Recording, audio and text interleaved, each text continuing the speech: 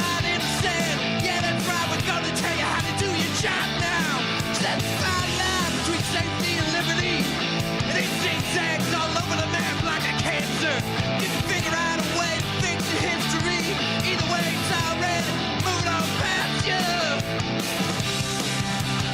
What are we doing now? What are you thinking about? What are we doing now? Now we've reached the new road. What are we doing now? What are you thinking about? What are you doing now?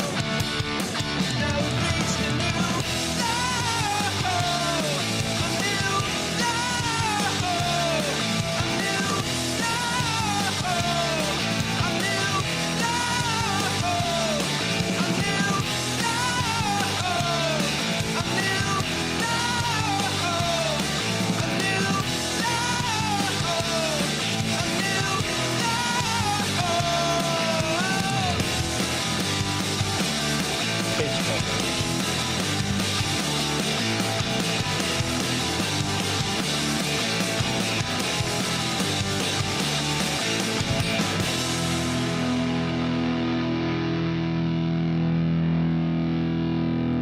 Oh, hell yeah!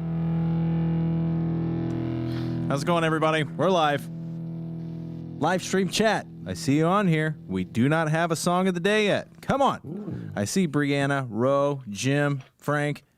Someone, pick a song of the day. Oh, let me turn that down. Someone give us a song of the day, would you please? And I'll stall. Give you some time. Oh, Ben, do you know any Frank Zappa songs? Yeah, something about Yellow Snow. Okay. Well. Yeah. I listened to Zappa a little bit back in the day, you know, D, but some heavy reefer days, so it's not really, a huge Zappa fan. Get your Those are like the really smart hippie freaks who were into Zappa. Like guys who like somehow or other could like still read and carry on logical conversations while really high. Those are the kinds of guys who are into Zappa. You know what I'm saying? I've listened to Zappa a few times. If I were around back in the day, I'm like, oh man, this guy's awesome. But I have bands like Primus to fill that void. Primus. Love Primus. Jerry was a race car driver, drove so goddamn fast, never did win no checkered flags, but he never did come in last. Am I right? That's pretty good. I subscribe to Amazon Primus. that was show's over, guys. We're done. We're not going to top that. Guys, that was pretty good. A million of them. Puns are really love puns. All right, your Ben Joravsky show for Thursday, November 12th is brought to you by the Chicago Reader. For the latest on what to do, where to go, not much these days because of the pandemic, but also for the latest in Chicago political news, go to chicagoreader.com. And if you want to help out this program, go subscribe, chicagoreader.com. And today's show is brought to you by the Chicago Federation of Labor. All right, looks like we do have a song of the day. Oh. Okay, we're not doing Primus, Jim. Jim wanted to hear you sing Winona's Big Brown Beaver. We're not going there. Oh, no, yeah, no comment. That's what you're supposed to say? No comment. I was watching Ricky Gervais last night, and he has this thing, I really should have let it go. I love when he does that. And then he, of course, it's an exchange with somebody, and he doesn't let it go, and he has a response that he probably shouldn't make, which only gets him in more trouble. I really should have let it go. So in the case of what you just said, no comment. No comment. Winona's got herself a big brown beaver, and she shows her off to all her friends. One day that beaver tried to leave her, so she put them in the cyclone fence. Yeah. Wow. I didn't know you knew this. I've never even heard of the group before, and I didn't know you knew them so well. I'm impressed. They're badass. All right, your song of the day does come from Jim, and it is Squeeze Box by The Who. The Who. Mama's got a squeeze box, daddy doesn't sleep at night.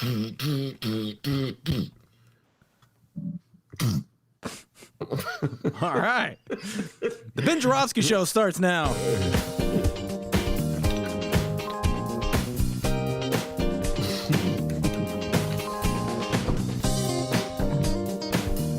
It is Thursday, November 12th. And yes, still live from my apartment and his attic. This is the Ben Joravsky Show.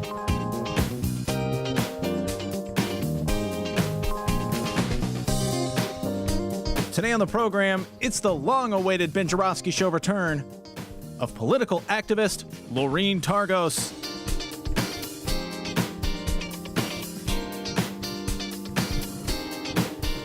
And now your host, the long-awaited return. I mean, it's only been like a day. Chicago Reader columnist Ben Joravsky. Hello, everybody. Ben Joravsky here. We're calling this Michigan Madness Thursday, and here's why. Got an email from John James just the other day. I get emails from John James all the time these days. Maybe the most basic name on the planet. Yes, and he's also the MAGA-loving Republican senatorial candidate who lost to Gary Peters in the Senate race in Michigan. Gary Peters being the Democrat. Apparently taking his cues from one Donald Trump, John James is refusing to concede. That's what his latest emails are all about. He's trying to raise money to fund his vote recounting scheme and scam. Only he doesn't quite put it that way. Instead of being honest and saying, I am a terrible sport, I want to win even when I lose, so please help me pay for my hissy fit. No, instead of saying that, he invokes a greater purpose, like he's defending the essence of American democracy itself. His email begins this way. Co-pilot, I have an important announcement, and I need you to read this entire email, end of quote. Co-pilot. I gotta tell you, D, that's just where I went. You know, Dennis and I have been around together a long time. That's just where my mind went. When he was a see, he was a fighter pilot, John James. So that's like, I'm his co-pilot. And I was like, yeah, I'm a little kid again. In fact, you were talking about a song, Sky Pilot, yeah. That was a song that was popular in the 60s. And then the airplanes were going, yeah. And I'd be up in my little room with my model airplane. So that's kind of what John James was invoking. I was like, oh, yeah, I'm a co-pilot. Like being called a co-pilot. Then he went on to say, this is incredibly personal to me. I put my life on the line in Iraq to defend a fledgling democracy, and I flew missions to protect free and fair elections. End of quote. I always get a little nervous when candidates resort to the military record to justify what they're doing. Quote, this campaign is not about me, he went on. It never has been. It's about making sure the people of Michigan have been heard loud and clear. End of quote. Well, I think you're wrong there, John James, in all due respect. I think your campaign, like this letter, is pretty much all about you and nothing about the people of Michigan. And I think the people of Michigan have already been heard loud and clear, at least in this election, as in they gave incumbent Democratic Senator Gary Peters 2,721,207 votes, last I looked, and they gave you 2,636,892, and the last I looked, 2.7 million is more than 2.6 million, so you lost. Because in politics, as in life, as in sports, the winner is the person who wins. Unless, of course, you're running for president. You're kidding me. No. So wait, the winner is the person who wins. Unless you're running for president. Then it's possible to win even when you lose. I know it's confusing, D. I'm confused too. But we learned this in 2016. And you know what's funny? When Donald Trump got to win, even though he lost, I didn't hear John James complaining back then. Although Senator Peters is ahead, the letter goes on, I have deep concerns that a sizable number of Michiganders, I didn't know they were called Did you know they were called Michiganders? Well, I didn't until we brought this up like months ago and we had the same exact conversation. So how do you remember everything? It's not fair. The kid smokes like 2 packs of reefer a day. Oh, I smoked 2 packs of reefer a day. False. And it didn't even make sense. How could you have such a good memory? That's astounding. Well, my job is to listen to the Ben Joravsky Show more than once. So anyway, yes, I guess we did call them Michigan. I don't remember that conversation, but they're Michiganders. Like, there must be the way, he had it right. I bet he got that part of the letter right. Couldn't it be embarrassing if they were called something else? Michigoosers or something? Anyway, Although Senator Peters is ahead, I have deep concerns that a sizable number of Michiganders may have been disenfranchised. That's why I've asked my team to investigate and determine. I am 100% committed to making sure that every single legal vote is counted. End of quote. I don't think any of that's true. Sorry, John James, I have to respectfully disagree with you. I don't think your investigation has anything to do with determining whether any Michiganders have been disenfranchised. In fact, if I know what you're up to, you're trying to disenfranchise many of the Michiganders who voted. That is, the Michiganders who didn't vote for you. See, you figured out, as has Donald Trump, it's possible to win elections if I make it really difficult for people who are going to vote against me from voting, or even better, from throwing out the votes that they cast. It's really hard to lose when you don't let the other side vote. So it's got nothing to do with upholding the rights of the disenfranchised. It's about creating more disenfranchised. I think what you're really trying to do is somehow to magically uncount the votes that Peters got, particularly in Wayne County, particularly in Detroit. That's where you're going. You want to disenfranchise people who basically been disenfranchised for most of their lives. He closes by saying this, quote, I'm emailing you right now to help me fund the fight for free and fair elections in Michigan. End of quote. I knew he'd get around to asking me for money. Here's the deal. I have profound respect for veterans who use their service to take a stand for principles that don't necessarily benefit them. Like, for instance, the veterans who said they support Colin Kaepernick's right to take a knee, even if they disapprove of kneeling during the national anthem, or veterans who say they supported John McCain for president because the virtues he exhibited in war and captivity had led him to believe he was the best candidate, even though I was for Obama. But to use your service to uphold this fictitious narrative that's being spread by Donnie Trump, that somehow or other people in cities like Detroit, in cities like Philadelphia, in cities like Atlanta somehow cheated. I know what you're saying. You're like, because they live in Detroit, Philadelphia, and Atlanta, there must be cheating going on? To use that fictitious narrative to uphold Donald Trump's administration, a man, I might add, who called dead American war heroes losers and suckers, a man who dodged his own military service by finding a doctor willing to write him a deferment letter for bone spurs. I just think there's something really disingenuous about using your service to try to snatch an election from the candidate who beat you. And I ask you this, John James, where were you when Donald Trump and the rest of the Republicans were passing laws to make it harder for people to register? Where were you when they went to court to overturn the voters-approved referendum to allow former felons in Florida to vote? Where were you when Governor Abbott of Texas limited drop-off boxes in districts that were heavily Democratic, so it was harder for people to mail in their vote in the middle of a pandemic? Where were you when Donald Trump boomed out a fake message that mail-in voting was illegal, even though he himself voted by mail? We could have used some Republican assistance in those fights for, quote, free and fair elections. But John James, you were AWOL in those fights, just like all the MAGA-loving losers in the Republican Party. We got a great show today, everybody. I always like doing that to wake us everybody up.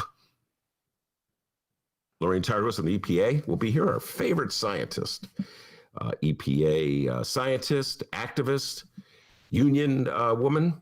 Got a lot to say about the environment, got a lot to say about the ongoing debate in the Democratic Party between sort of the AOC faction and the moderates. Connor Lamb would be, I guess, the representative of the moderates, congressman from Pennsylvania. Got a lot to say about that. And then, of course, as chief of staff to Alderman Byron Sixer Lopez of the 25th Ward, I'm sure she has a thing or two to say about Chicago politics as well. So we're going to be covering the whole gamut of politics, union, national, and local, with Loreen Targos. But before we do that, the young man from Alton, the man they call Dr. D, with the news. Loreen Targos. Come on, everybody. Loreen Targos. Yeah, that's right. Come on. Let's go. My name's Dennis. I appreciate that broken back glass. My name's Dennis. How's it going, everybody? All right, let's find out what's happening in Chicago and or Illinois this afternoon. And we begin with what? Yeah? Yeah? What? Oh, good Lord. All right, Ben, I have our newsroom flagging me down at the moment. Okay.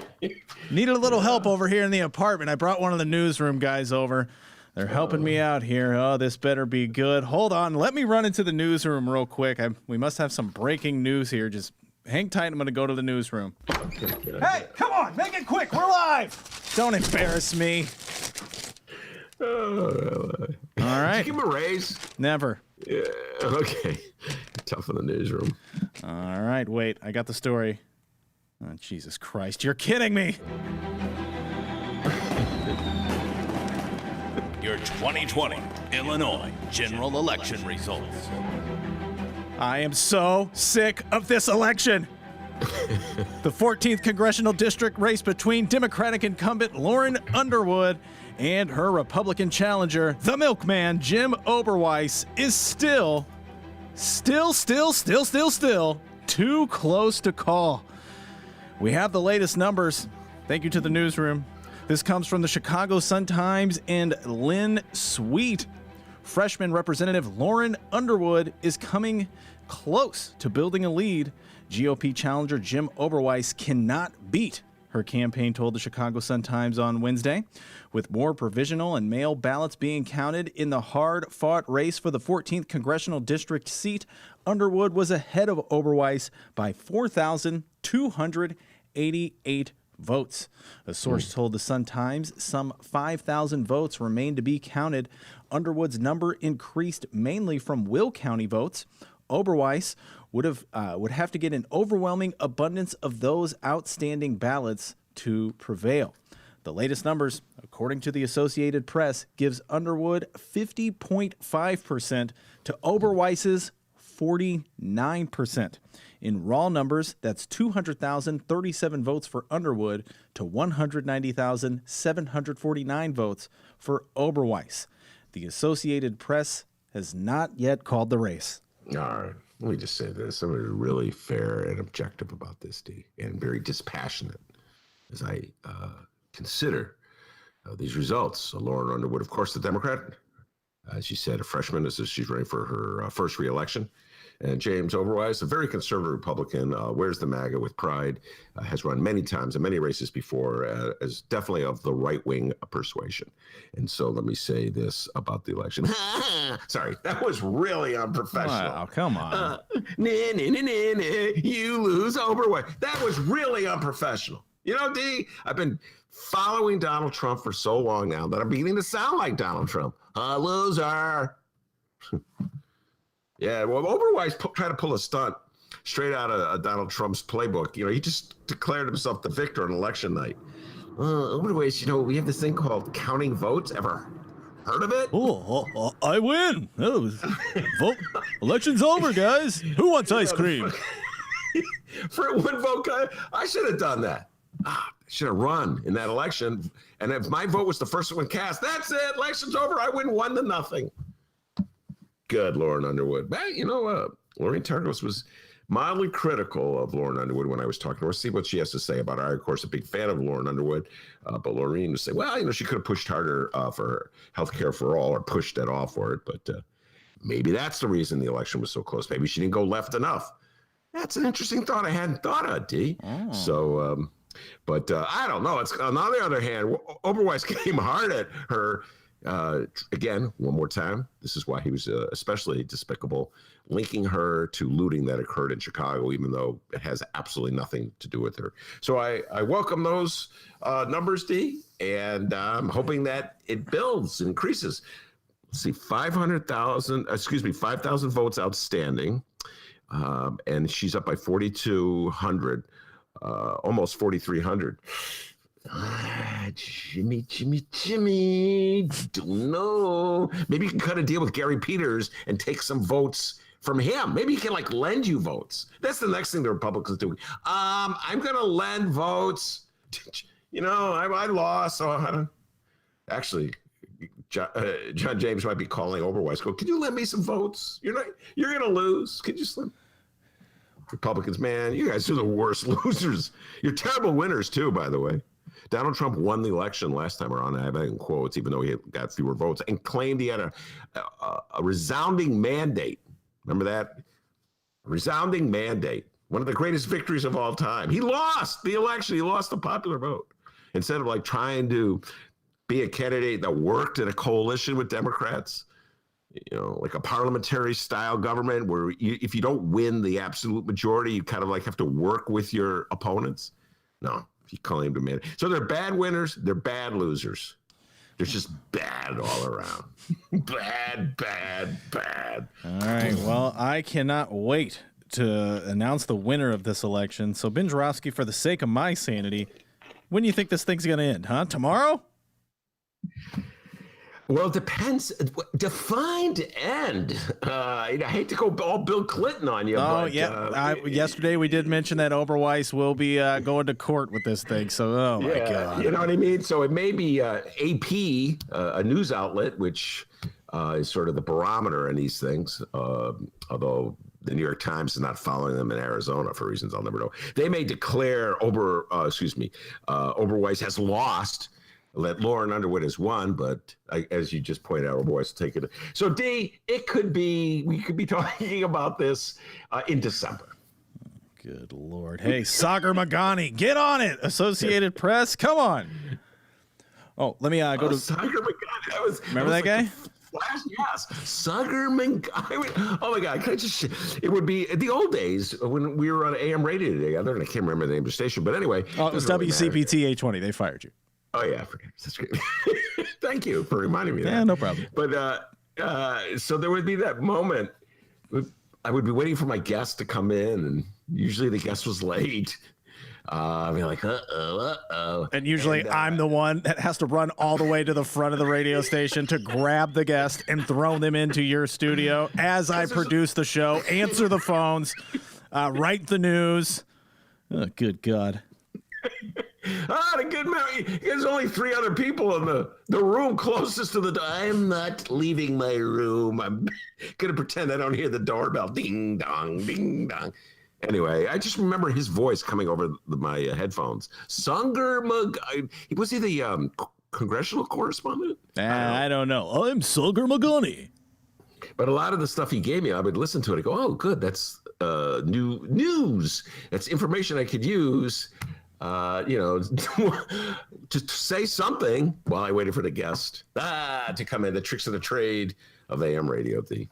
All right, moving on. Illinois Governor J.B. Pritzker. Face coverings. Yes, face coverings. Right now, as we speak, our Democratic Governor J.B. Pritzker is attending the virtual Chicago Quantum Summit. It involves the impact of quantum science on Chicago and Illinois. And at 2:30, Pritzker will be at the Thompson Center for his daily COVID-19 update. We mentioned this yesterday, that thanks to the coronavirus, Illinois' annual fall veto session has been canceled.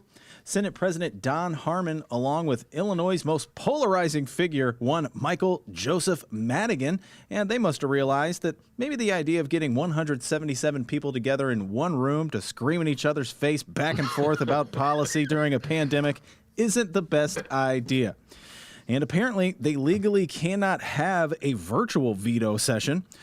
So now, and Ben, we should have seen this coming. With a canceled veto session, our Illinois friends of the conservative persuasion are now crying Mike Madigan conspiracies. Wait a minute, hold on. I'm still not sold on that they can't legally have a virtual. I figured you would bring that up. Yeah, I just don't buy that. Oh, did you do some research last night into that? Yeah, no, Okay. I didn't actually. Pat Whalen, our dear friend of the show, was the one who texted that to us. I think, God, I just my inner radio texted that to us today. And then I called Pat and I had a great conversation with him about everything other than that, D. That's the problem. You know what I mean? You start talking about this thing, so I haven't had time to research. I don't buy that. I think they can have a virtual meeting if they want. They don't want to have one. That's why they're not having it. I don't know. Where's Rich Miller? Come on. Look into that, Rich.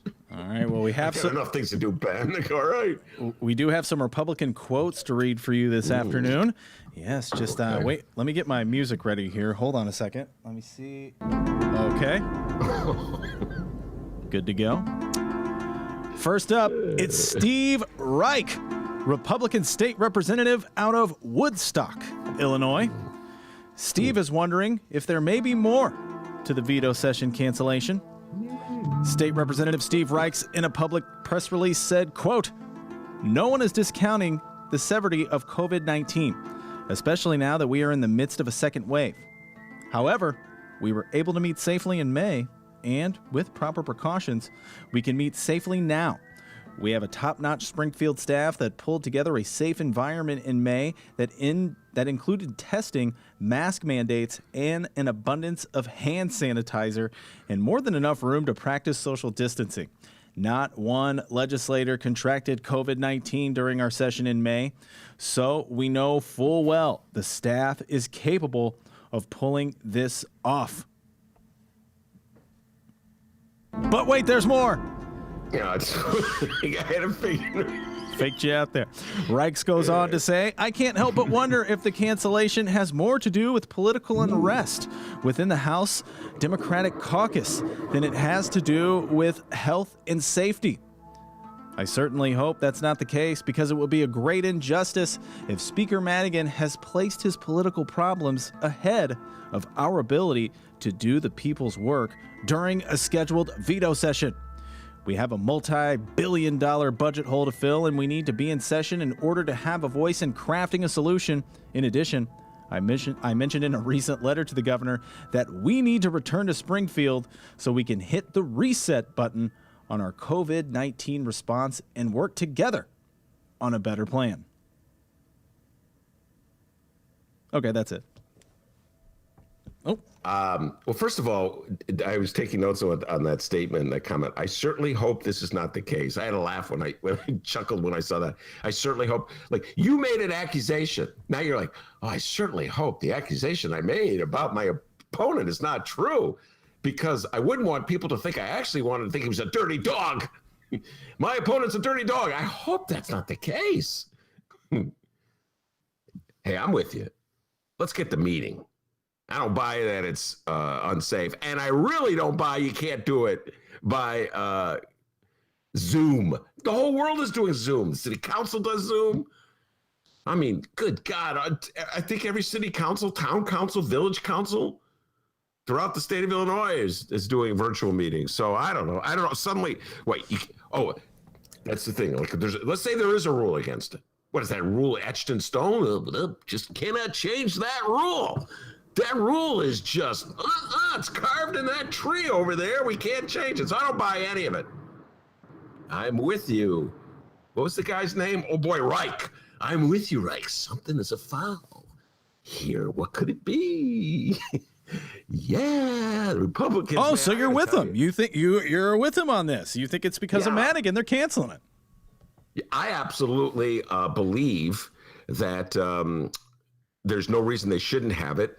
And I also believe that they don't want to answer any questions about Michael Joseph Madigan. I think that's clearly the case. So, yeah, been saying that all along. And I want them to have the meetings. Well, you know, D, I'm really hesitant to say what I'm about to say. I'm going to pull it back. Because even though nobody got sick the last time around, you know, it's a dangerous pandemic, to put it mildly. So if the city council's not meeting, if the Supreme Court is not meeting, everybody's doing it virtual, they should do it virtually. So I hesitate to go through the whole rigmarole that they went through. Remember, was it in May, did he say? I've lost track of time, where they had to check out, they had to rent out the Holiday Inn. Remember that? And the desks were all apart, and you know, they're not letting high school kids play basketball. You know what I'm saying? They've canceled all the sporting events for fear that any kind of unnecessary contact might spread the virus. So I just think they should do it virtually. And I agree. I'm going to say something radical, D. I agree with the Republicans. Oh my God. Yeah, I agree with the Republicans. And yes, I'm going to say something really radical, but I'm going to wait for you to announce it about who I actually agree with. But yes, I agree with the Republicans. Wow, on this one. Have the session. Those Tea Party emails are finally working on you, buddy. I get 20 an hour. 20 an hour. They're like bombarding me. That's the bombardment sounds. Oh my God, that's bombardment. Oh wow. So that is the latest in Ben Joravsky's impression catalog. That's good. One more time. Oh wow. Holy cow. That's me being bombarded by Tea Party emails. 20 a month. 20 an hour. 20 an hour I get. All right, we do have more Republican quotes to read here. But first, shout out to our friend Steven on the live stream chat. Steven says, hey, can someone explain a veto session for all the kids that maybe slept in the back of civics class? Veto session is where they gather to override vetoes of the that the governor may have instituted. There's a whole different set of rules. I can't remember them at the moment. Where is Rob Martwick when I need him? He knows the rule book by heart. State Senator Rob Martwick. So it's not the regularly scheduled assembly meeting, which is like January to May. It's the fall session where they meet to sort of finish up the legislation that has to be finished up. You thought they passed it back in June, but no, there's some details that have to be worked out. Maybe they want to override a veto that the governor made over the summer. So it's a special gathering of the House of Representatives and the Senate to deal with issues that they have not fully dealt with, left over from the last session, which would have ended May 31st or June, which usually gets extended anyway. So listen, Stephen, the basic point is the schedule is made to be broken. Let's put it that way.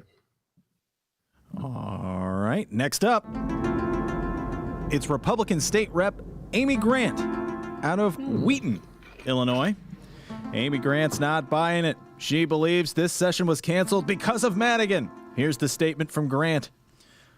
On Tuesday, Speaker of the House Mike Madigan's chief of staff announced that the fall veto session is canceled due to concerns over COVID-19 and proximity to the upcoming holidays. In response to the announcement, State Representative Amy Grant issued the statement. Oh, okay. Well, that wasn't the statement. Here's the statement. Oh, boy. Color me embarrassed. Here's the statement. Grant said, quote, I question the motivation behind this cancellation. We were able to meet safely in May in an environment that included testing, mask mandates, regular use of hand sanitizer, and more than ample room to practice social distancing. No one from the House, Senate, or staff contracted COVID-19 during our session in May, so we know staff is capable of putting adequate safety precautions in place. Congress is meeting, and there's no reason why we shouldn't be. The people of Illinois are counting on us to do our jobs, and since we know we can safely meet, I must wonder if the cancellation is more about Madigan's growing unpopularity within his caucus and the governor's disinterest in engaging with the legislature than it is about our health. We have to get back to Springfield, and legislators must be allowed to have a voice in future COVID-19 decisions. This cancellation sends a bad message to Illinoisans who want their voices heard through their elected representatives to the House. I kind of agree with her. I would never vote for her in a million years. I would have supported Ken Beal. I think she ran against Ken Mejia Beal, did she not? That was a closer race than people thought was going to happen. Yeah. I do believe that the cancellation has more to do with sort of push. It's classic Madigan. It doesn't really work, by the way. It doesn't work at all. I mean, here we are talking about it, right? So the notion that if you cancel the legislative session, people won't talk about Michael Madigan's predicament, and he's in a predicament, to put it mildly, is erroneous. So it's not going to work. But it's just a classic Madigan. This is part of my frustration with Madigan, D. This is like, I've been saying this for the last couple weeks. If Michael Madigan is not going to step up and defend himself and defend the way he has run the party and defend the way he leads the House, then I don't think he should remain in those positions. There was a full-page advertisement in the Sun-Times yesterday for many of the unions who supported this show. And they were noting how Michael Madigan stood up for unions during the 4 years that Rauner was in office. And I agree with them. And it got me to turn my attitude about Madigan, that he took that strong stance. But I would like to see that strong stance on his behalf or the Democratic Party's behalf. And I would like to see Michael Madigan, I've said this before, be a little more like Donald Trump and just face the cannons. You know, it's like, defend yourself. And so this notion like, oh, I know what I'll do. I'll avert criticism of me. I'll try to avert attention being focused on the fact that Democrats are really uncomfortable with my leadership, or some Democrats are really uncomfortable with my leadership, by postponing the legislative session. I don't think that is a satisfactory response. I don't think it'll build support. I don't think it helps your allies who are trying to figure out a way to defend you. I can tell you, D, there are state reps and there are state senators of the Democratic persuasion, and I will not name names because private conversations should remain private, who've said to me, could you hold off on asking me about Madigan? You don't know what to say. He's the boss of the party. He runs the House. You know, he's the man in charge. As always said, he's the one with the pass to the bathroom. Everything you need in Springfield, you got to go to him to get. If you criticize him, the fear is you'll be punished. That's the mindset. On the other hand, they know that he has become a very helpful tool for Republicans. And Republicans are gaining, I hesitate to say it was a across the board triumph. But as the Chicago Tribune editorial board is pounding his chest this morning, because, you know, they wear the MAGA with pride, the Republicans did get some victories in this last go-around, this last election. Even in the city of Chicago, there were more Republican votes for Donald Trump and Pat O'Brien than had been previously cast for Trump in 2016 and the Republican state's attorney candidate. So even in Chicago, they had gains. And so they're like, Madigan is a useful tool for them, and they're going to keep using that tool. And Democrats, if they think they could avoid having Madigan be the tool that Republicans use by what? Not meeting? I think you're fooling yourself. And you see Pritzker's distancing himself from this. You notice that, D? Pritzker's, don't blame me for I want him to meet too. So I don't know. I'm with the Republicans on this one. Come on. We all see what's going on. We know what's going on. And I say to Michael Madigan, as a guy who respected what you did for the Democrats and unions in those 4 years around, or stand up for yourself. If you're not willing to stand up for yourself, if you're not willing to defend yourself, if you're not willing to try to go before the voters and assert why you're being unfairly targeted or why you're deserving of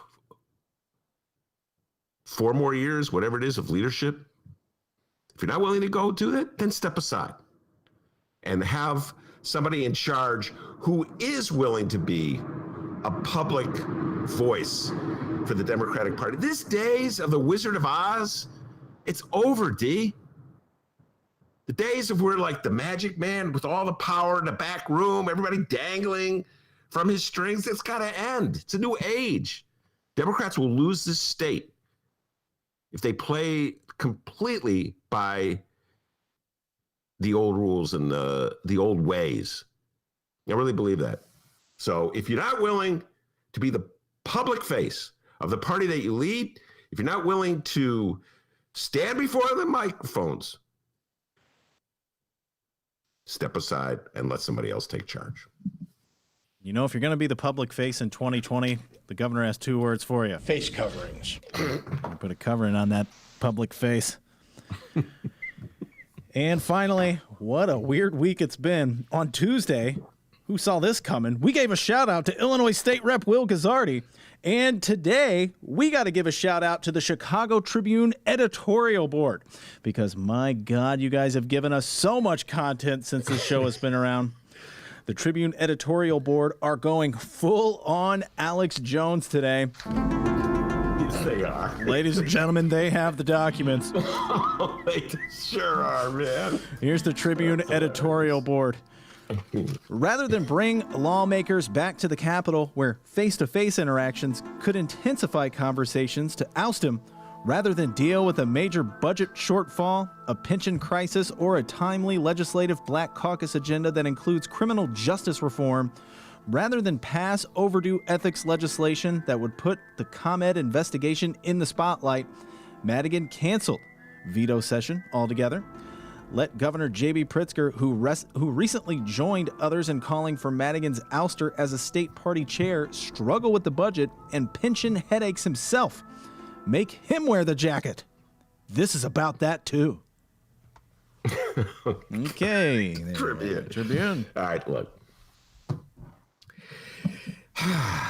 Chicago Tribune editorial. I read it.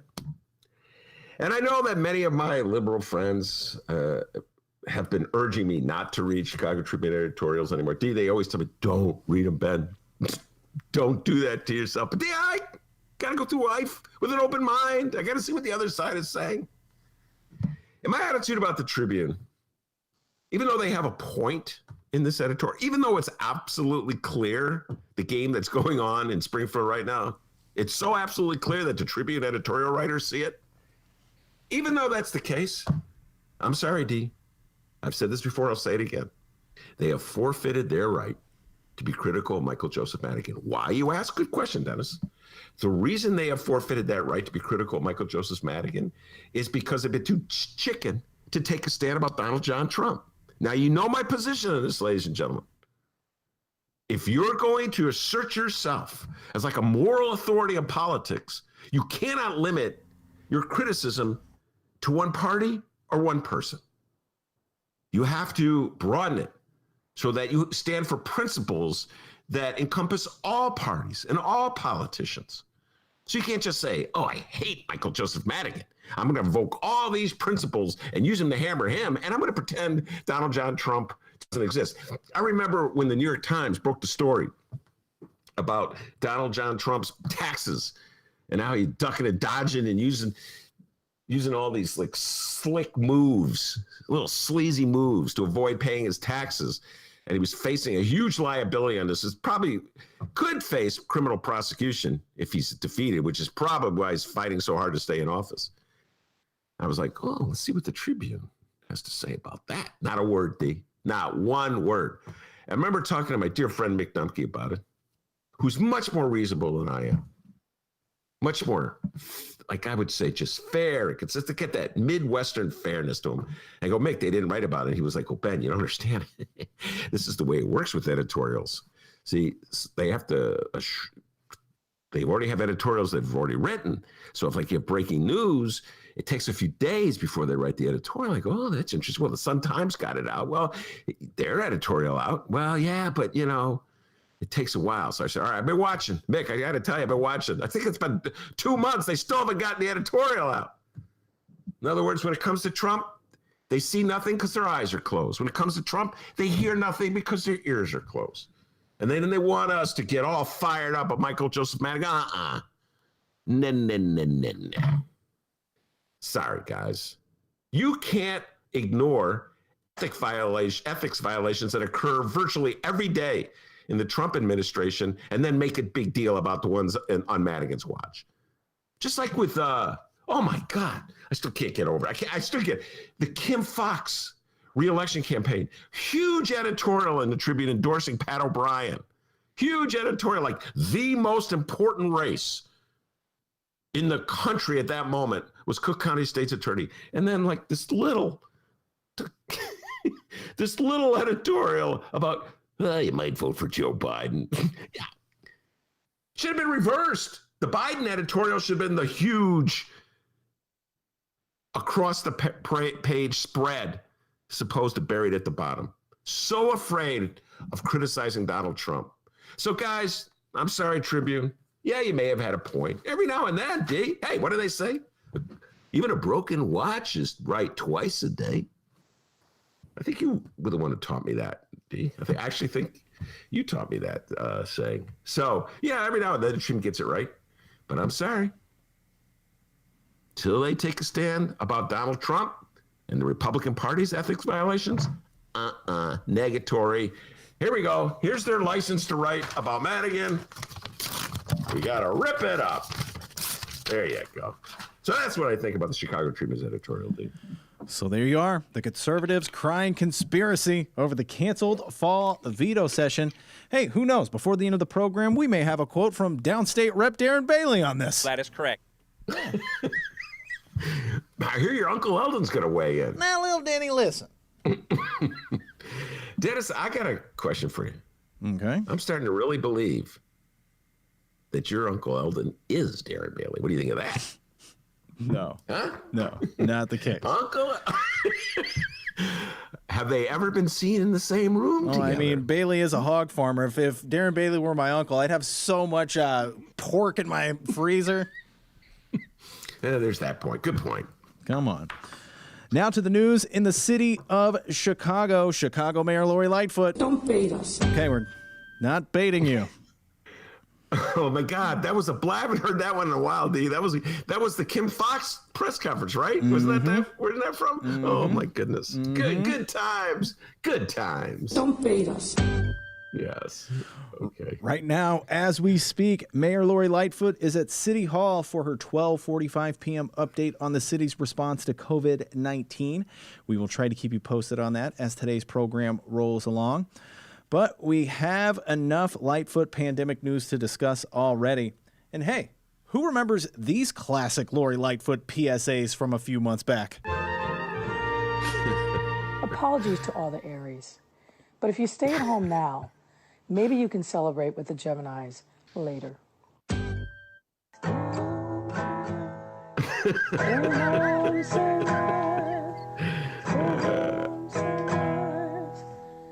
Ugh. Just stay home. Save lives. You remember those, right, Ben? Yeah. That was like March, was it? April? That was like March, yeah.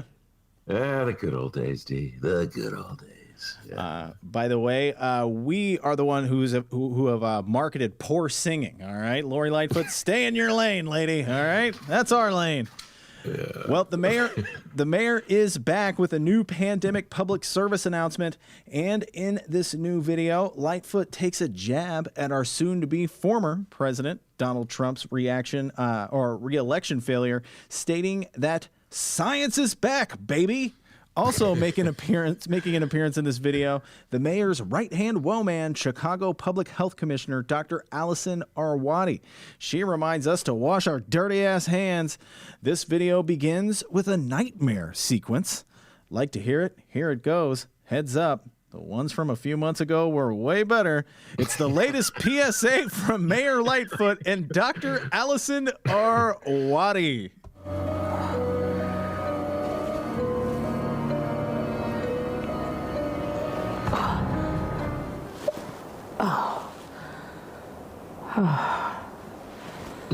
Thank God. Science is back, baby. And the earth is round, not flat. Washing your hands does work. Social distancing does matter. And wearing a face covering does help protect all of us. I do love science.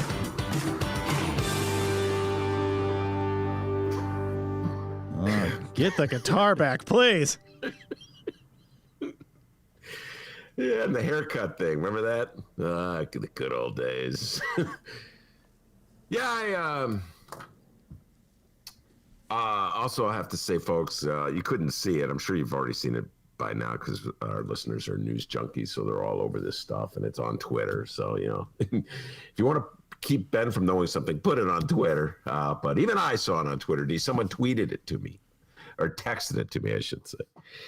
So, it's good that she says it, but let's be honest, Dennis. The problem with people wearing face masks is not really a Chicago thing.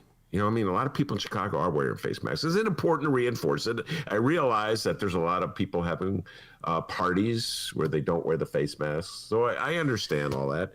But I'm not sure any of those people will be deterred by this particular public service announcement. I think, at the risk of you calling me cynical, D, and jaded, and a long-time observer, too long observer of Chicago politics, I think that this is just a tricky way of linking Lori Lightfoot, using a public service announcement, reminding people about the pandemic. Just kind of a tricky way to letting everybody know that she's not for Donald Trump. Oh my God, you're so cynical and jaded. No, it's like, I'm for science. I'm not like Donald Trump. Yeah, and I'm not trying to, to defend the president, but I don't think he ever said the earth was flat.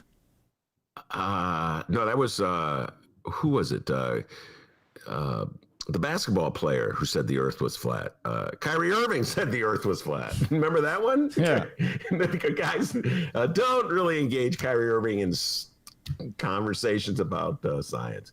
I think the earth was flat to defend Lori Lightfoot was just sort of like a metaphor. Okay? But just sort of a metaphor to explain the hostility to science that is so prevalent in MAGA Nation these days. But I don't know, D. I think this was less a public service announcement and more sort of a campaign announcement. As she gears up for the budget fight, there's going to be a budget fight coming up, and she will be portrayed by members of the Progressive Caucus, some members of the Progressive Caucus, I should say, and members of the Democratic Socialist Caucus, as kind of like almost Trump-like. I don't think they'll go that far, but almost Trump-like in some of her austerity measures. So, I think she's just getting ahead of that game a little bit with this public service announcement, in quotes. You should air quotes, D. Because I don't know. I don't believe there's just like a lot of, let's put it this way. The hardcore Lori Lightfoot fans that love her, and there's a bunch of them out there, as we talk about all the time, are already wearing their masks, right? And the people who should be wearing their masks, I do not believe are going to be swayed by her commercial, her humorous commercial. So that's just my thoughts on that one, Dave. All right, before we go any further here, shout out to live stream chat listener Radio Doogie. What's up, Doogie? Apparently, Doogie is making Doogie wakes up at like 1 in the afternoon every day, so he's making breakfast at the moment.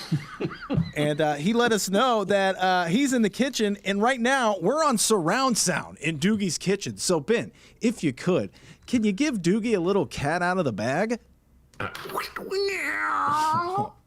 How'd that sound, Doogie, huh? Sound pretty good? I thought you were going to ask me to sing Sky Pilot again. No, we're not. Around. It's got that's like this reverb in it. Sky, wah, wah, wah, wah, pilot, wah, wah, wah. No, I'd like to keep people listening, so I'm not going to ask you to sing. Sorry. All right. Well, now, moving on here, we forgot to touch on this story from a couple of days back, and it is worth mentioning. A Chicago City Council member recently aired out his COVID concerns. It's time for our favorite daily Chicago political soap opera. It's time for A Mayor and Her Alderman. A Mayor and Her Alderman.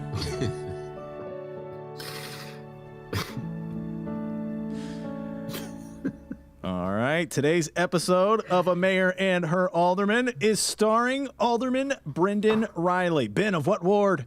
Come on, 42nd Ward, Gold Coast. Good Lord, what a nerd. You know who his predecessor was? No. Bert Nateris.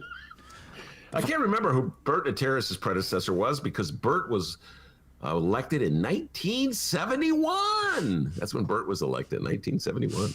The following comes from the Chicago Sun-Times and Fran Spielman. Governor J.B. Pritzker's decision to close restaurants and bars to indoor patrons has driven partiers underground. And Alderman Brendan Riley says they're taking advantage of cheap rates at Chicago hotels and Airbnbs to hold parties with potential to become super spreader events. Riley sounded the alarm about underground parties outside the city's regulatory reach during the final day of virtual city council budget hearings. Here's the quote from Riley, quote, "We are incentivizing the use of hotel rooms downtown for these big parties. Hotel rates are cheap. Lots of kids are coming down here and renting out these hotel rooms on the weekends. And these aren't parties of 5 or 6 people. We're talking 60, 70, 80 people. These are in licensed hotels.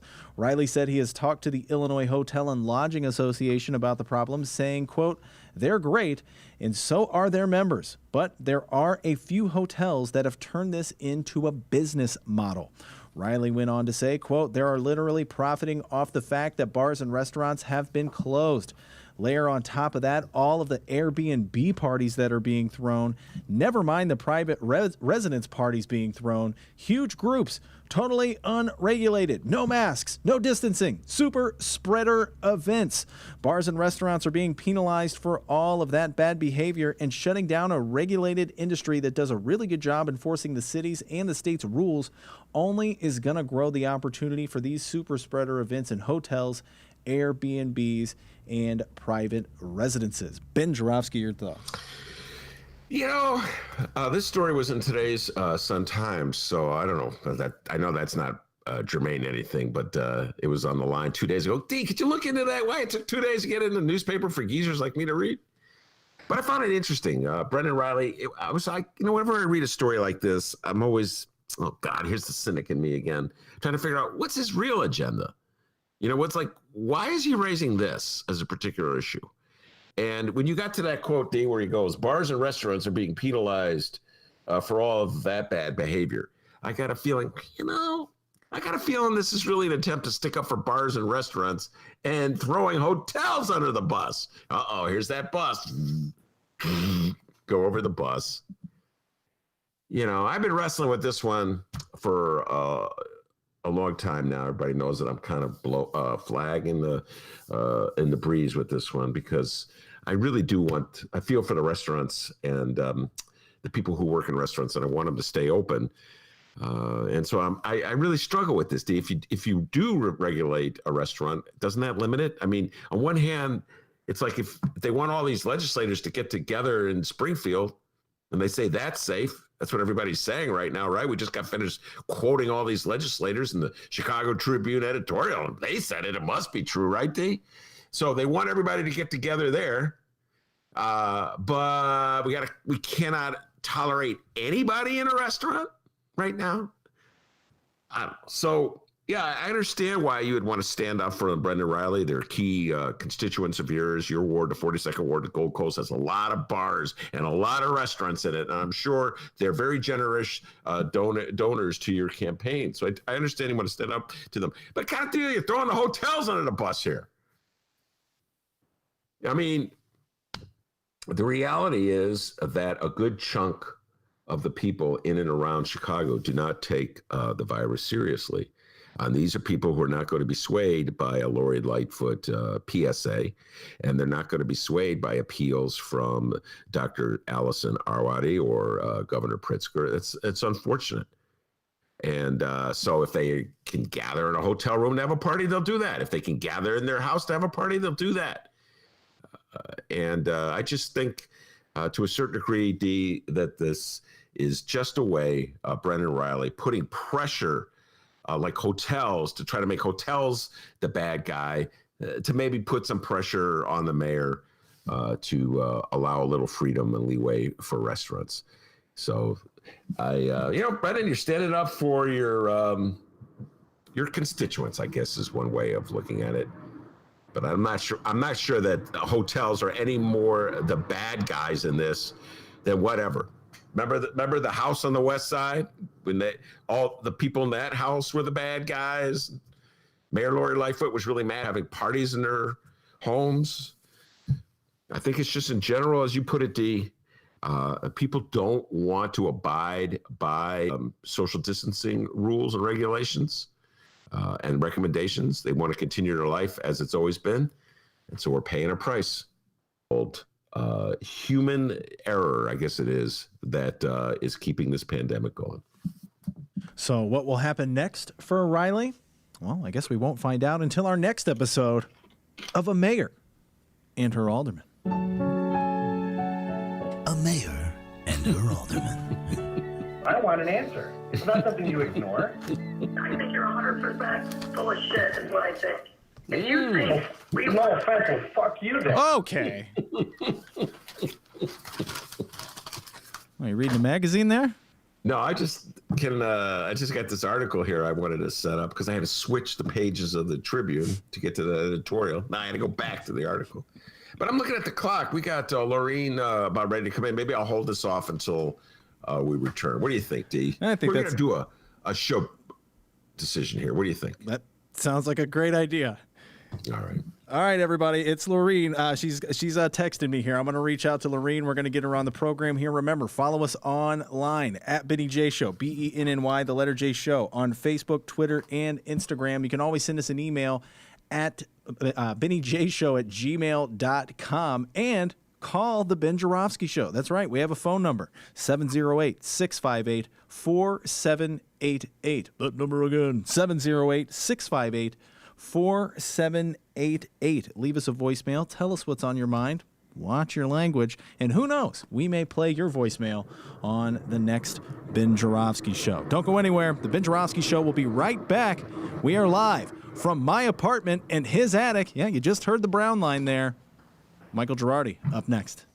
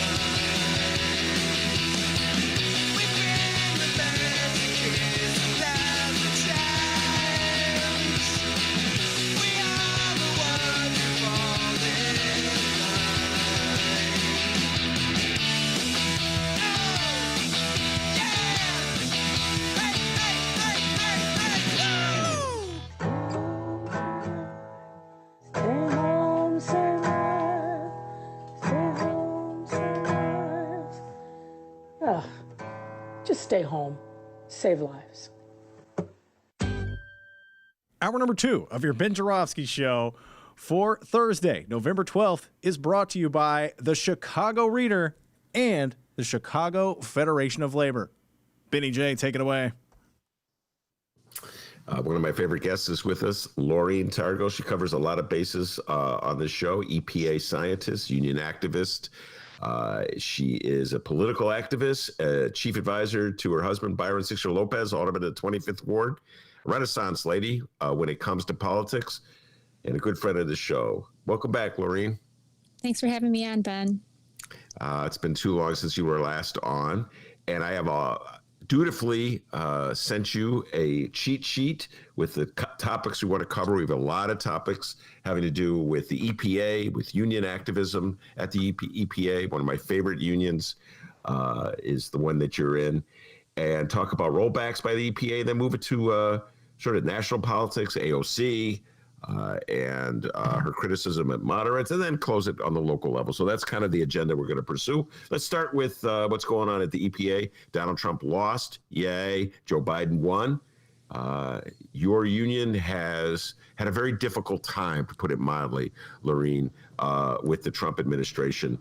Talk about the latest little harassment tactic, the phishing email. That's just to show you Donald Trump may have lost the election, but they're still harassing EPA employees. Talk about that, Loreen.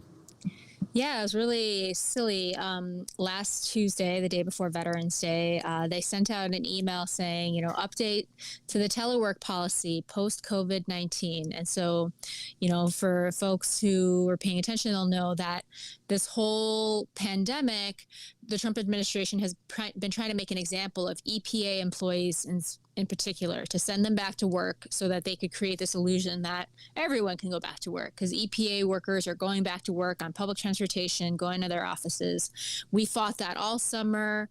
Our union's never been more mobilized, more united over fighting that. So many of our colleagues were in disbelief that the union would send us, or the agency would send us to our deaths like that. And so just on Tuesday, they sent out an email saying they had an update to the telework policy, and the telework policy in this email said, from now until the end of the pandemic, employees can stay home to continue to do their work productively. Basically, the humane policy we've been asking for this whole time, to not have a schedule to send us back to work until it's safe. And then there was a link to click, and then it turns out it was a phishing email to enter your email and your password. And so we were like saying, oh, wow, it's spam. Turns out it was a spam email from the agency telling us, oh, you guys are really bad at security awareness, and you guys all clicked the campaign. Don't trust any unsolicited emails, that type of thing. And it caused a lot of outrage among workers, because, it's as if you're sending out an email to hungry people saying, hey, free sandwiches in the lobby. Oh, just kidding. You shouldn't have clicked that link, when it's a really bad faith thing to do to employees. They were taunting you. They were baiting you, it seems like. That's right. Yeah. And they were mocking security concerns while they did it, because if they had legitimate security concerns about computers, they could have sent out an email saying just that. Do you follow me? Yeah. They could have said, look out for suspicious emails that you might get, and help us out if you get them and report them. No, they sent a suspicious email to you. Right. And this was such a tailored attack at our humanity and the things that we want. It's like, you don't send out an email to a listserv of kidney recipients saying, we got free kidneys. Everyone reply to get one. It's really a bad faith email. And if they wanted to control for our safety and security, then they could do it without something that tailored to what we want. And sure, if a phishing email was that specific, if the agency, it kind of shows the vulnerability in their own policies. If they're denying us something that's so basic to our humanity and safety as workers, and then a phishing email comes offering us that humanity, then clearly their policy is causing a vulnerability in our security, and they should really change their terrible policies. Yeah, no, it's across the board. it's a pretty sneaky, low-life thing to do. They're making fun of you. They're making fun of the issue. And by the way, I just got an update, just popped over my my phone here. Corey Lewandowski, a Trump confidant, tested positive for the virus as outbreaks persist among the president's aides. So it's like the bizarre thing about the Trump administration. And Ben, let me just say this. I should have said this up front. Loreen Targos is protected by her union. She's allowed to say the things she's saying because she's First Amendment rights in this country, Donald Trump. So do not punish her for coming on my show and speaking her mind. I had to say that, Loreen. I should have said that up front. Thank you. But on the one hand, this is a very serious virus that is raging once again throughout the country, affecting people in the Trump circle. Trump himself had it. Of course, he had round the clock, paid for by the taxpayers, medical assistance. They helicoptered him from the White House to Walter Reed. Right. So on the one hand, they're impacted by it, but on the other hand, they trivialize and mock the concerns that EPA employees might have who don't have access, by the way, Loreen, to like helicopters that fly them to Walter Reed. Exactly. It's a total scam, and it's just exposing the inhumanity that is normalized in this country. So, all right. So before we leave Trump and go to Biden, what's your hopes are for Biden? Your union recently ratified a contract. Do you think it was a fair contract, or do you think you could undo it? Would you like to undo it? Yeah, this whole situation of the contract, we were pushed into the contract under duress. They illegally imposed a directive onto us. So we weren't bargaining under the conditions of our old contract. We were bargaining under the conditions of an imposed contract. So our union was being restricted in a very unethical way. But because Trump had stacked the Federal Relations Board, we really didn't have any recourse. So we negotiated a new contract. We ratified it. And it's a 7-year contract. We do have the option to open it for renegotiation, and we're hoping that we can do that under President Biden. So what's your general sense of what life will be like, not just for EPA employees, but for government workers across the board who have been tormented by the Trump administration? What are your hopes for and expectations from the Biden administration? My expectations for the Biden administration are, not very high. I know it'll be a lot better than under Trump. Trump was on an all-out war against our agency in particular and against federal workers in general. And so I expect that to subside and a more peaceful relationship, more collegial relationship to come again between the agency and its workers. But then I also expect our union and our workers to really remember that, Biden isn't going to hand us everything to change it so that if Trump is reelected in 2024, we need to we have to have a contract that can protect us from someone like Trump in the future, because that, what we have endured is really such a terrible thing for our agency, for our nation's environmental and public health protections. And so we need to build in an infrastructure today into our institutions so that we aren't vulnerable like Trump exposed us to be. By the way, you mentioned something, Trump in the future. Yeah. And Biden was victorious, I say it, in this last election. Donald Trump is in a serious state of denial. But Donald Trump did get close to 48% of the vote, I want to say. 70 million people voted for him. Donald Trump and his supporters view this at worst as a temporary setback. And it's pretty clear, Loreen, that they're not going to subside and compromise with Joe Biden. So, what's your sense of what the political future is for progressives at this moment? Joe Biden has won this election, but do you think Trumpism has waned? Not at all. In fact, it's becoming even more emboldened. If you look, 75% of Republicans don't believe that the election was handled in a fair way. They believe it was stolen. That type of prevalence of misinformation is hugely concerning for the stability of our democracy. And unfortunately, when Joe Biden ran, he ran mostly on a platform of platitudes and just not being Trump. And so if we're trying to fight fascism, we need to look at history and look at going forward, what is going to be a long-term solution to this insane vulnerability we have in this country to fascism and white supremacy. We need to build an America that's going to reach to people in a way that's not just, oh, he's not Trump, but in a way to touch the material interests of people, to build a loyalty to a party that is not fascist. And so, you know, if you see Biden won, but we also lost seats in the House and we didn't get the Senate back, we need to make sure that we're building a vision for Americans that they can continue to see, not only, you know, for the next election cycle, but for the next generation. What are we trying to end climate change? Are we trying to create a world where everyone can have healthcare? We need to get people on board with that vision and fight for it together, not just every cycle say, I'm not Trump, because the next Trump, if Trump wins again, or the next Trump is going to be more charismatic, more effective at subverting a moderate corporate message. If you look, Marco Rubio put out a statement saying the Republicans' future is not being a corporatist party, but in fact being exactly what Hitler was, a national socialist, nationalistic populist party that spoke to the needs of working people who were of the Aryan race. And if the Democrats don't get on board with helping working people who are the majority of this country, we're going to lose and be in a horribly dangerous position for the exact people who won this election for Biden, for Black and brown and indigenous communities, for the most vulnerable people of this country.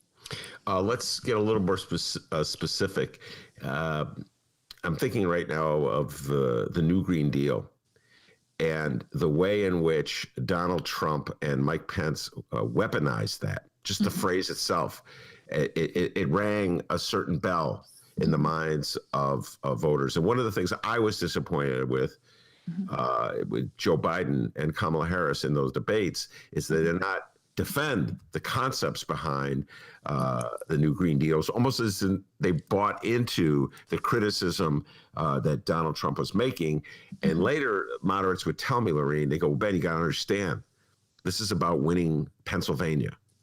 And the Green New Deal would upset people in Pennsylvania because of the issue of fracking. So we have to, that's some lefty stuff for you guys. But if we're running nationwide, we have to leave the Green New Deal. What's your thoughts about this debate?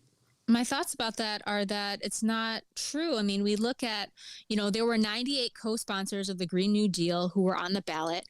Only one of them lost their election. That's a lot. Moderates have a lot more in their losing column because they aren't taking a bold stance on climate change. If you look at 1965, integration did not poll well, and most voters wanted LBJ Johnson to pull back from his agenda of pushing integration in America.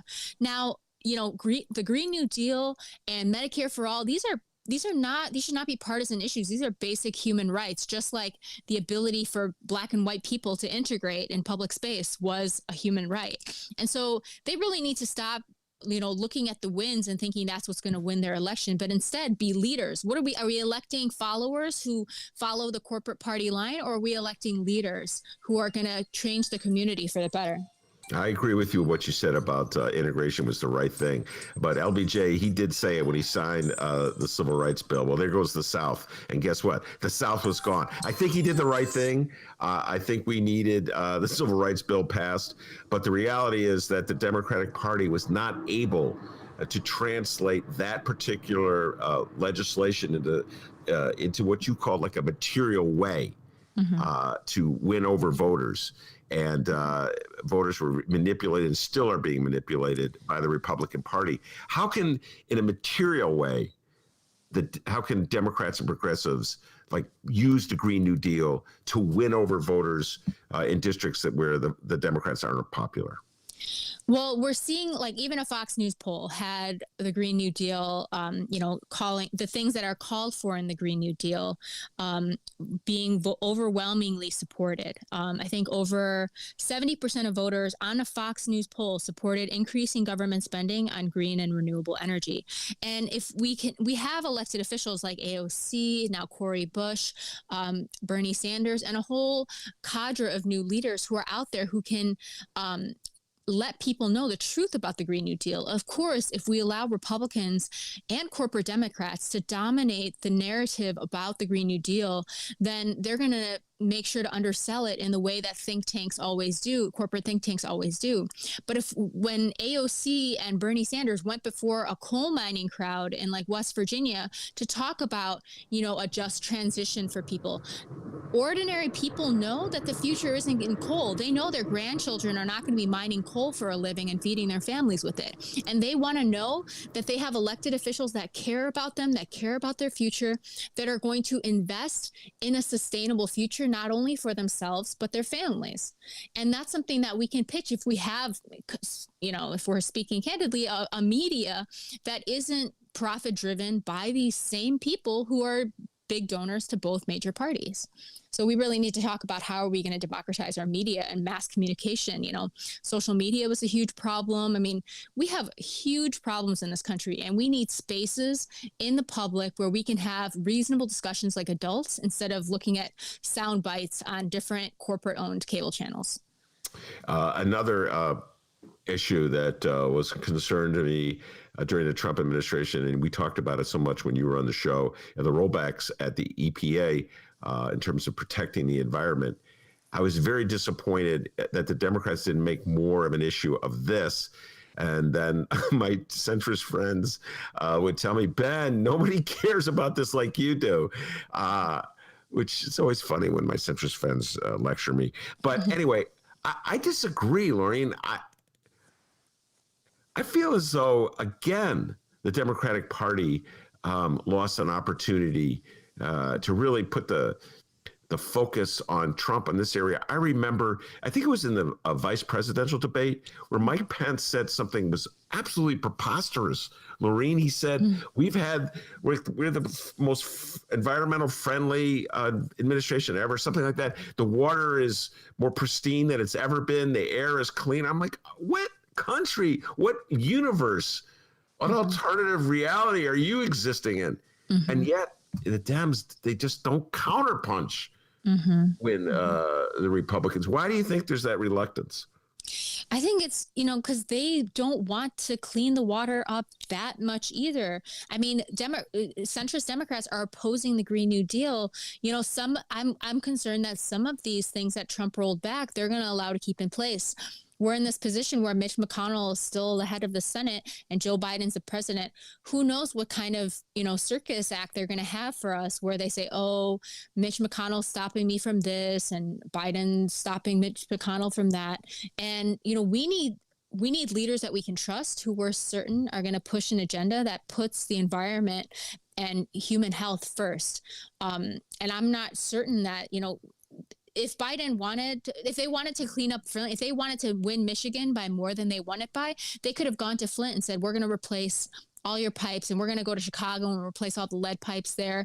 And they aren't doing that. And we're in the middle of a recession. We need that type of, New Deal that a Green New Deal provides. We need a massive investment. We need massive infrastructure. We need massive training, human resources. We need to get people back to work.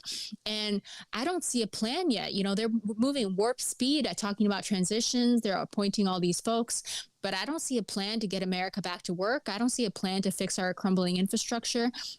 Where is all that? I don't see a narrative around that. So who's this for? You were concerned about certain rollbacks that might be kept in place even under Biden. Anything in particular that you're thinking of? There's nothing in particular because a lot of the rollbacks were Obama era rollbacks or rollbacks of Obama era things. So I believe that, of course, the things that Biden or that Obama put into place, Biden would be okay with. But there are older things like logging in one of the more pristine temperate forests in the United States. I forget the name of the forest, but Trump opened that up to logging and all sorts of things. And, I don't know what kind, if they have the same lobbyists who may be talking to them to say, hey, of the 104 rollbacks, keep these 5 or so. Is there something that Joe Biden can do in the next week or two that would really be reassuring to you? Like an appointment he could make, or a declaration he could make, or a signal he could send that would get you to think, hey, maybe there is some hope with this administration on these issues that are really important to me? Yeah, I'd like to see some movement in talking about the unity that he had talked about during the campaign. I mean, during the campaign, all they did, from 2016 to 2020, all you and I heard was how it's all Bernie's fault that Hillary didn't win. And then all 2020, Bernie worked his butt off just like he did in 2016 to elect Joe Biden. And they really needed our votes, they said. And suddenly, post-election, they're icing Warren out, they're icing Bernie out. They're saying they're blaming us, and they're having Kasich on TV when it was Stacey Abrams' organizers who won Georgia, and Kasich didn't deliver Ohio at all. And so I want to see him acknowledging that progressives also won this election for him, and that we need to be part of this government. It's if they're going to treat us like we're outsiders, then we need to have a coalition government, or we're going to have a major existential split in the party. He's pushing it along. It's always unity when it's stuff that they want, but then we want to talk about things that are basic human rights, like environmental justice, in a real substantial way.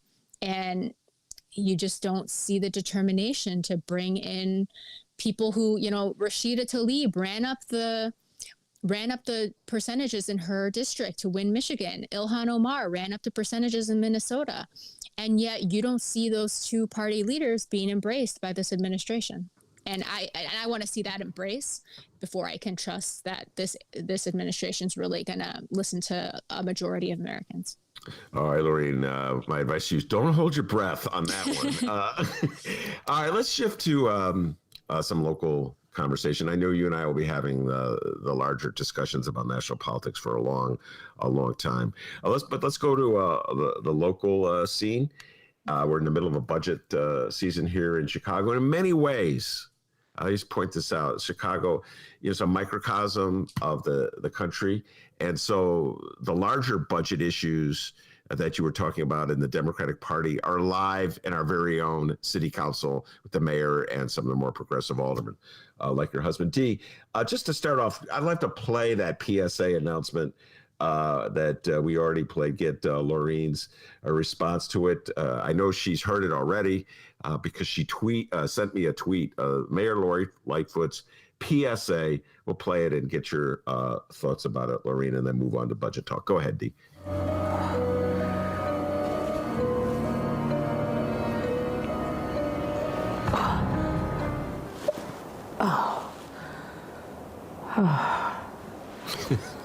Thank God. Science is back, baby. And the earth is round, not flat. Washing your hands does work. Social distancing does matter. And wearing a face covering does help protect all of us. I do love science.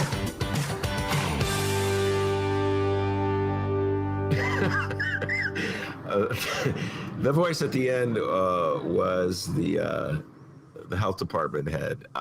So it was Lori Lightfoot. You can't see it when we're doing it on the podcast, but I'm sure most of my listeners have seen it already. All right, your general reaction, Loreen. You alerted me to it, so what's your general reaction?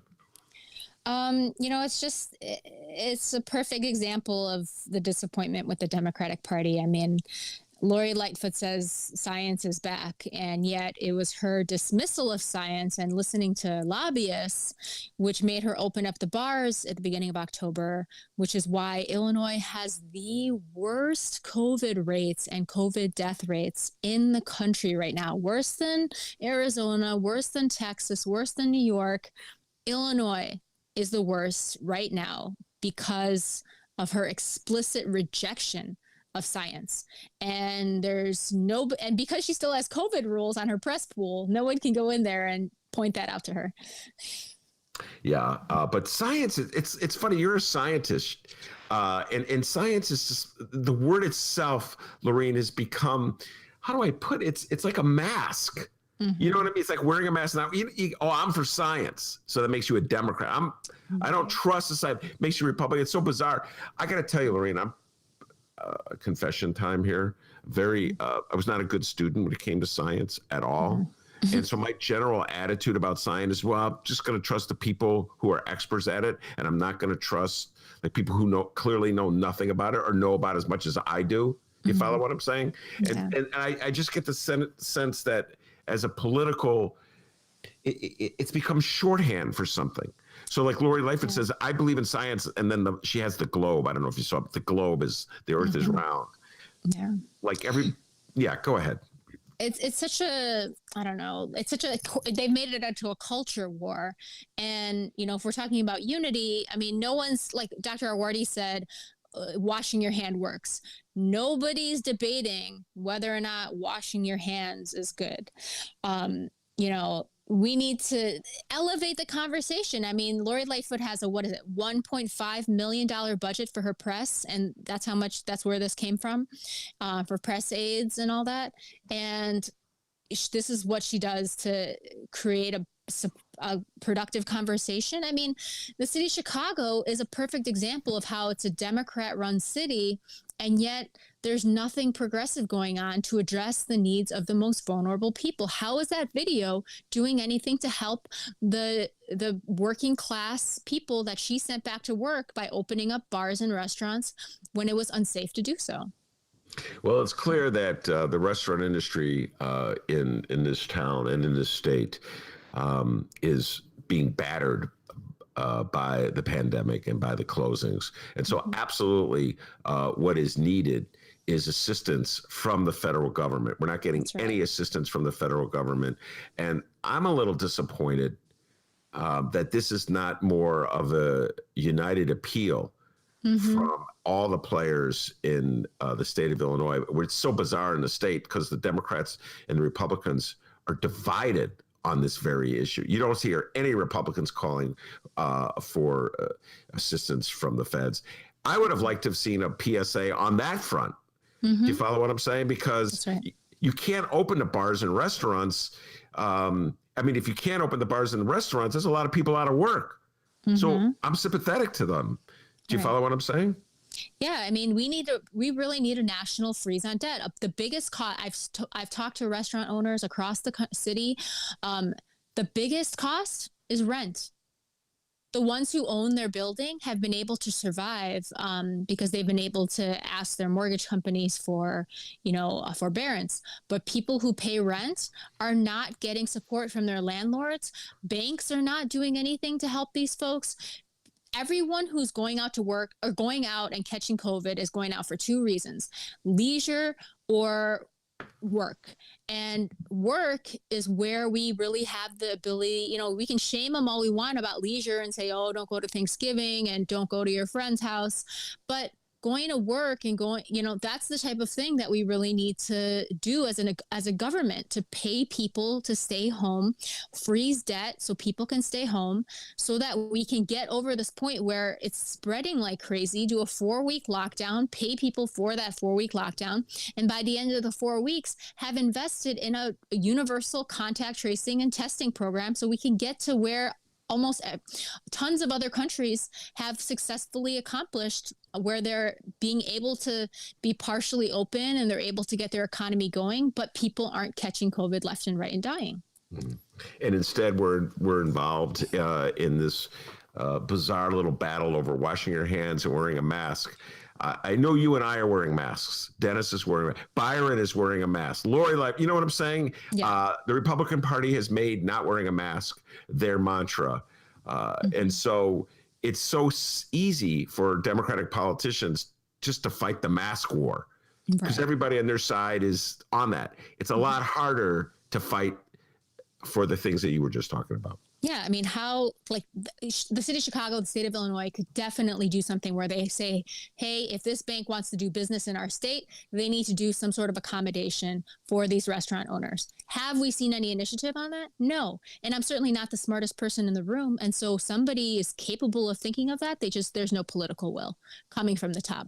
There's plenty of political will on the ground, but we don't have any say, apparently. Loreen, your ward is the 25th ward, and that includes Chinatown. And speaking of the restaurant industry, Chinatown, that's probably the number one industry in that area. How's that section of your ward been impacted by the pandemic? There have been some restaurant closings. Again, it's usually the ones where they're paying rent and they don't own the building. A lot of the banquet type restaurants, the banquet style restaurants, those are struggling the most. Restaurants where you have to dine in, like Hot Pot, versus where the restaurants where you can have takeout, just like pizza, they're doing okay, is my understanding. But yeah, it's a challenge for everybody. You know, some restaurants are doing takeout only, and that's a big sacrifice for them, because if they can have a little bit of dine in, they might be able to have more business, but they're choosing the safety of their workforce. But you know, it's a challenge all around. And they've been, unlike the rest of Chicago, they've been kind of suffering from this since as far back as December and January of this year, when the COVID stuff was going on and just in China, and folks were having this xenophobic reaction. And you find that throughout this pandemic, I mean, in the last week, zip code 60616, which is Chinatown, was the only zip code to have a reduction in COVID spread, and every other zip code in Chicago had an increase. But that zip code was reduced because in that neighborhood, they're particularly sensitive to, you know, the seriousness of COVID. By the way, have you seen the documentary City So Real? I have.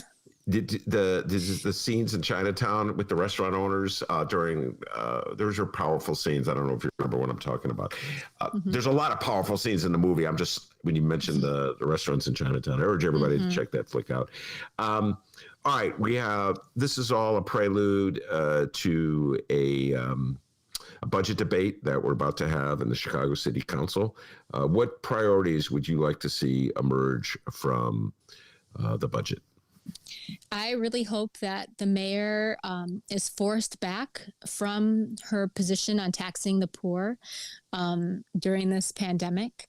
And I hope the aldermen sent her back to the drawing table to find some progressive taxes. There's not one progressive tax in this entire budget. There's a property tax increase, but there's nothing to support working people and to tax the big corporations that have been making astronomical profits. And so I'd like to see that. I'd like to see a vacancy tax, which again, I think would support these restaurants. I mean, if you're going to tax a landlord who has a vacant restaurant or home right now, then you can create a incentive to make them fill that vacancy at perhaps a lower rate that they were holding out for. You know, you see vacant. So there's more vacancies in Chicago than there are homeless families. And we need to do something about that, and that economic market incentive that makes it more profitable for a landlord to keep a unit vacant rather than house one of Chicago's unhoused families, which ends up costing everyday Chicagoans more in, you know, public service costs. So how would that tax work? My understanding is the tax would work in that, you know, if you have a property that's habitable yet vacant for a period of time, you would get charged a tax for it. And that would create an incentive for you to rent it out at maybe a lower rate than you were holding out for. In other words, I get you. The tax incentive would go to somebody who is filling his or her property. Yeah, I was talking to a restaurant owner the other day, and they were saying that their landlord has every incentive to keep raising the rent on them to push them out, because if they in their rental agreement, all of the infrastructure that they put in, the grill and all the other things that are in the restaurant, stay with the building. So if the landlord, if they can't make their rent and they have to leave, they lose $100,000 of the equity they put into that. And the landlord has no incentive to make it easier for them to stay, because they can then have $100,000 of property that now becomes into their possession that they can use to charge an even higher rent to some other, maybe more cash ready, a Chipotle instead of a local taco place. I got you. You were talking about more progressive taxation. Yes, the mayor has been very clear. She does not want to head in that direction. She was, not to put it mildly, a vociferous supporter of the Fair Tax Initiative that just went down to defeat. In general, I was disappointed with the Democratic Party on this matter. Most elected officials, few elected officials, I should say, really took an open stance in favor of it. They're all kind of shying away. And generally what they would say to me is, well, Ben, you got to understand that if I get too close to this, it'll turn people off, which is such a bizarre position to take, Loreen. It's like, it's almost like you realize people don't like you. So if you become associated with an issue, you're feeding into the narrative that the right wing was putting out about it. What's your take on the fair tax and how it went down? Well, it might be a good example of how the Democrats are wrong about, the Republicans put out a narrative and then they acceded to that Republican narrative and stayed away from it. And what did we get? We lost. And so they need a different strategy if their intention is to win, which is still questionable if that truly is their intention. So it was a really big disappointment. I wish the language, the campaign could have been run entirely different. Running campaigns, they had all the money in the world to pull 1,000 different types of messages. They could have said, hey, if we call the fair tax the eat the rich tax, would that have pulled better? If we call the fair tax the Ken Griffin tax, would that have pulled better? If we called it, they could have done a million things with messaging and polling to make this thing a guaranteed winner. They didn't. And I need to ask myself why, because I'm not in the room of the people who were the decision makers. So I can only speculate, right? All right. You're not a state rep. So this will be a lot easier for many of my other guests to answer. Your thoughts on Michael Madigan's position as the head of the Democratic Party in the state of Illinois? He should have stepped down a long time ago. He's in nothing but a liability. He creates a culture of fear in the entire state, and we really can't move forward. I'm really disappointed that my national union, AFGE, and was signed on to that statement that came out the other day, supporting him from CFL. I denounced it on my Twitter account, which was retweeted 0 times, but I still said my piece. Oh, Loreen, you got a lot of guts. That's what I gotta say. You got a lot of guts. This is and I understand the position that unions are in. It's tough for them, we're in this crazy position where it's between Madigan and Browner. Yeah. And when will we be a liberated people to have a better choice? We really need to ask ourselves that as the beleaguered citizens of the state of Illinois. What is it going to take to be free? And, the key of that question is, what is it going to be? Is the same national question. What is it going to take to be free of Trump and Trumpism? And that's eradicating white supremacy, putting profit over people. Is America ready to do that? The socialists are, and we really love the rest of America to come along with us, because it's real nice over here where you get free health care. Yeah, I'd like some of that free healthcare myself. Loreen, Targos, thanks so much. It's always fun talking to you, and keep up the fight, all right? Yeah, thanks for having me on. That's great, Loreen Targos. And she tells it like it is and the way she sees it, D. I've never had a guest to come on and just flat out say that about Madigan. I think I'm the only one who says stuff like that. Anyway, that's Loreen Targos. What you got for me, D? Any updates? Loreen Targos. Loreen Targos. No, but come on, man. Yeah. She just said it. She's like, we got to liberate her. I'm like, what? Have you ever, think about it, all the people we've had conversations with about Michael Joseph Madigan on this show, have you ever heard someone say that? No. I'm like, a lot of guts. We got to bring her back. Let's make it a weekly deal. Come on, Loreen. She's awesome. She is awesome. She tells it like it is, or she tells it exactly how she feels. And I got a lot of respect for her. All right, D, what are the updates? Hey, what's that? Yeah. Oh. Well, Ben, the newsroom is flagging me down once again. So Well, they're working hard today. Yeah, that one guy sure is working hard today. All right. Let me run to the newsroom real quick, see what this guy's got for me. Hang tight, everybody. I know we're live. Just 1 second. Hold on. Hey, give me the story. We're live. Come on. Thank you. Oh, wow. Ben, breaking news. Oh, okay. Your 2020 Illinois general election results. By the way, newsroom guy, don't touch my White Claws. It's hanging in my apartment. Those are mine. The Associated Press has called it. Democratic candidate, incumbent Lauren Underwood wins re-election to U.S. House in Illinois' 14th congressional district. They called it, Ben. All right, hold on. We're going over to James Oberweis for comment. Mr. Oberweis, your comment. Sorry, Dan. Well, I'm canceling the ice cream party. Well, you got to give Wasserman credit. And Frank, you would have want to send me that tweet that he put out. That's the Political Observer. The guy's like a real, he's like, he takes me to the next level. So he's looking at all this Wasserman. He's looking at all the outstanding votes. He made this prediction 3 days ago, and I don't even think she was winning when he made the prediction. So yeah, you got to count the votes, Oberweis. It's something called a democracy. You count the votes. You just can't let your votes be the one. It's a unique principle in democracy.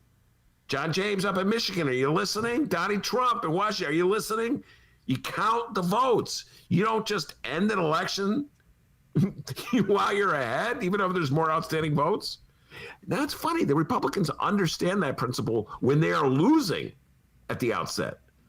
You don't see any Republicans saying, stop the counting in Arizona. So, yeah, Wasserman called it 2 days ago, and the AP finally caught up with him. Congratulations, Lauren Underwood.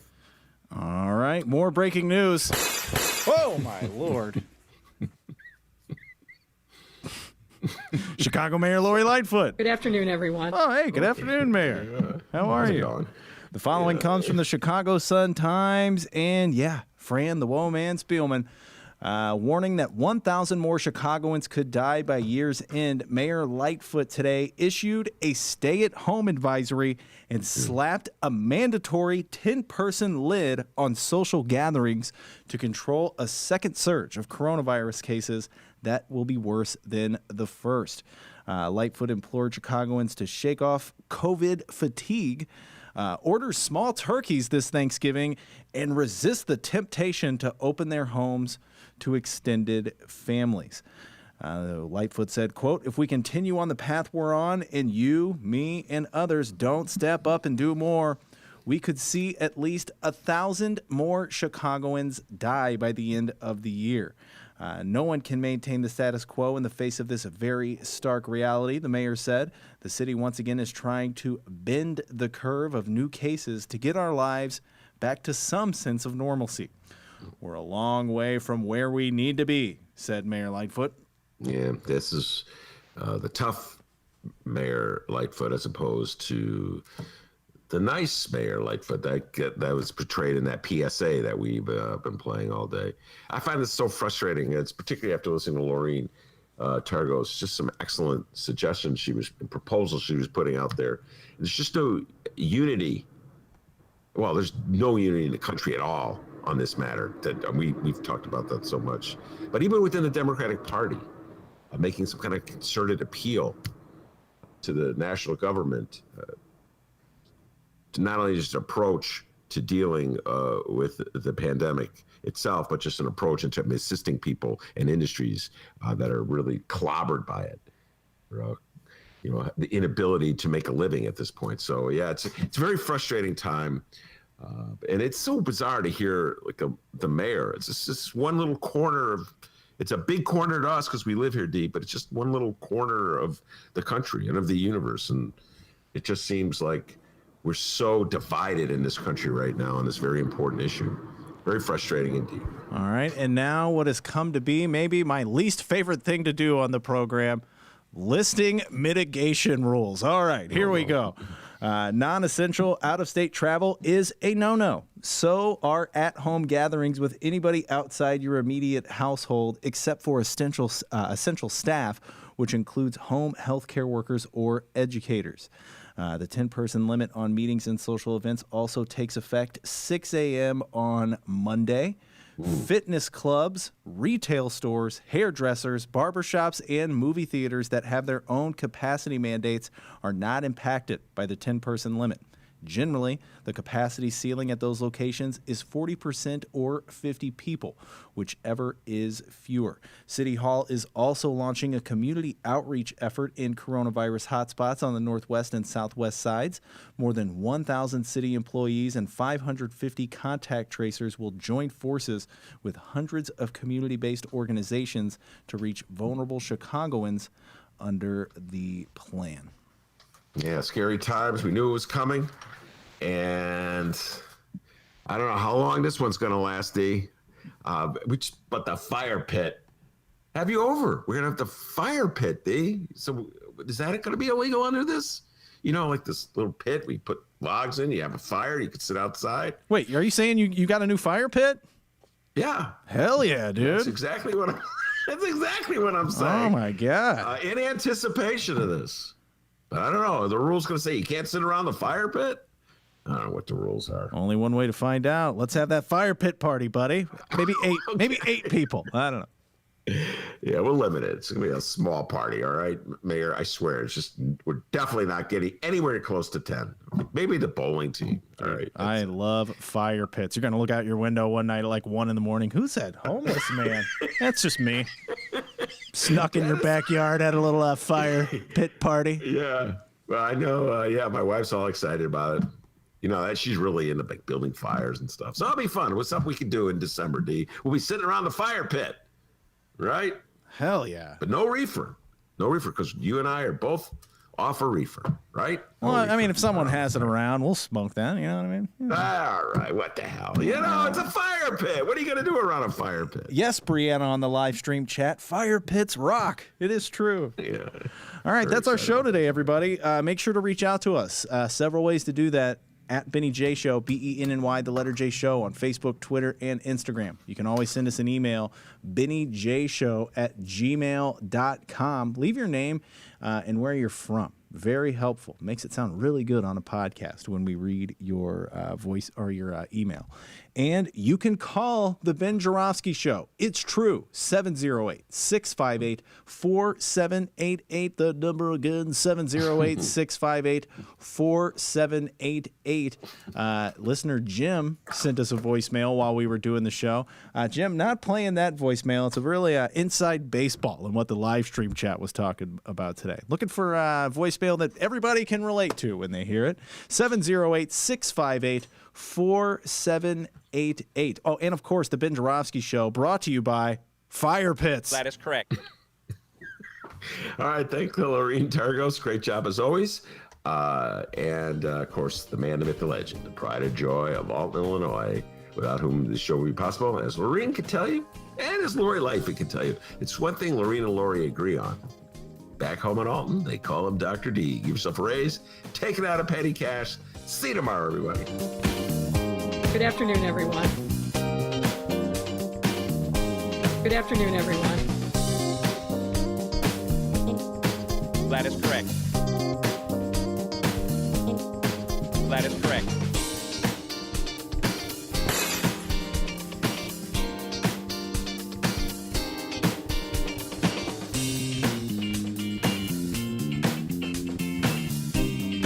Good afternoon, everyone. Good afternoon, everyone.